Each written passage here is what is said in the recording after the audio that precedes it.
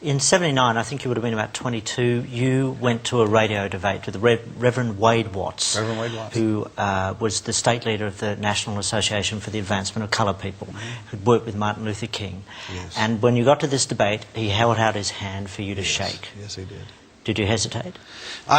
He caught me off guard. See, I'm expecting this black militant to come in with a great big afro this big and an African dashiki on with bones hanging around it and a button on that says, "I hate honkies," and "death to crackers," you know, all that stuff. And I figured he'd have on a You black... seriously thought Yeah, that? that's what I thought. And I thought he'd come in there carrying a boom box blaring out the theme from Shaft. I figured he'd flash a switchblade at me and go, "Black is beautiful, honky. I'm going to kill all you white devils," you know. That's what I thought I was going to see. And so when the door opened up and in came Reverend Wade Watts, and he's wearing a suit and a tie, and he's carrying a Bible, and he walks up and he puts his hand out to me. He goes, "Hello there, Mr. Clary. I'm Reverend Wade Watts. I just want to tell you I love you and Jesus loves you." And I mean, I'm shocked, you know. And then he puts his hand out, and I'm shaking his hand without thinking, because this wasn't what I was expecting. Then I realized I just broke a Klan rule, and I jerked my hand back, you know. And I started looking at my hand, which he saw that, and that was met as an insult. The Klan rule book says the physical touch of a non-white is pollution.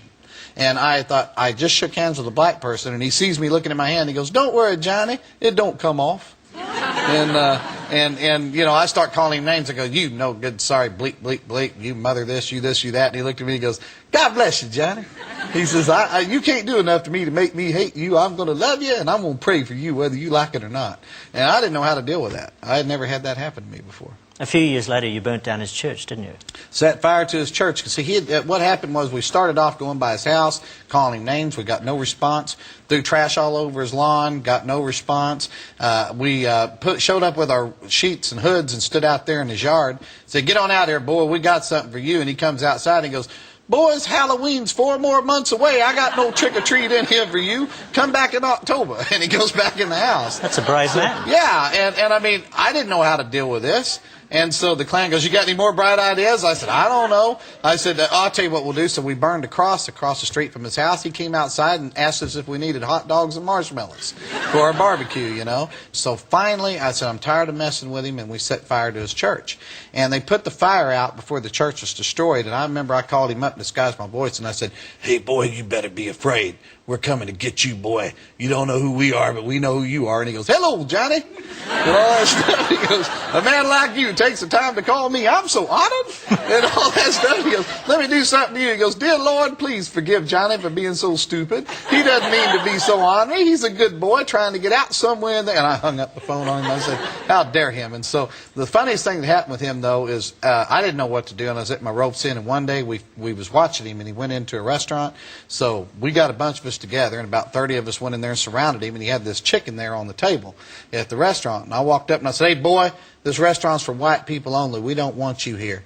I said, "So I'm going to make you a promise." I said, "I promise you we're going to do the same thing to you that you do to that chicken. So you think real hard before you touch that chicken." So he looked at me and looked at the Klan, then he picked up the chicken and he kissed it.